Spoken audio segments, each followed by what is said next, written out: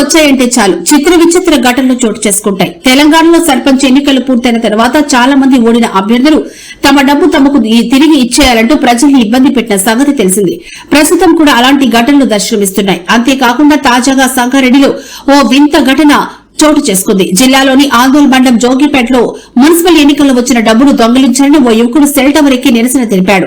అశోక్ అనే యువకుడు టవర్ ఎక్కి నిరసన తెలపగా ఇటీవల జరిగిన ఎన్నికల్లో అభ్యర్థులు డబ్బులు పంచారని వాటితో సెల్ ఫోన్ కొనాలని అనుకుంటే ఎవరో కొట్టేశారని ఆవేదన వ్యక్తం చేశాడు. దాంతో ఇంట్లో పెట్టిన డబ్బును ఎత్తుకుపోయారని చెప్పాడు. తన డబ్బు తనకిస్తేనే సెల్ టవర్ దిగుతారని డిమాండ్ చేశారు.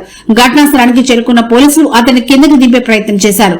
ఇక ఇలాంటి ఘటనలు చూస్తుంటే ఓటర్లకు నాయకులు ఎంత సులభంగా డబ్బులు పంచుతున్నారో అర్థమవుతోంది. ఎన్నికల సమయంలో ఎన్నికల కమిషన్ ఏం చేస్తుందనే ప్రశ్నలు తలెత్తుతున్నాయి.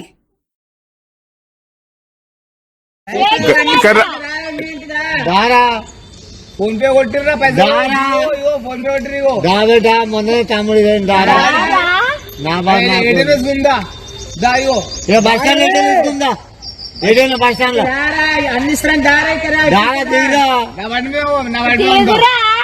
దిగు బస్ స్టాండ్ తీసుకుందా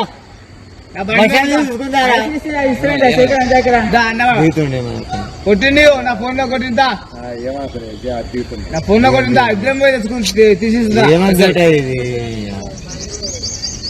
ఫోన్ లో కొట్టిందా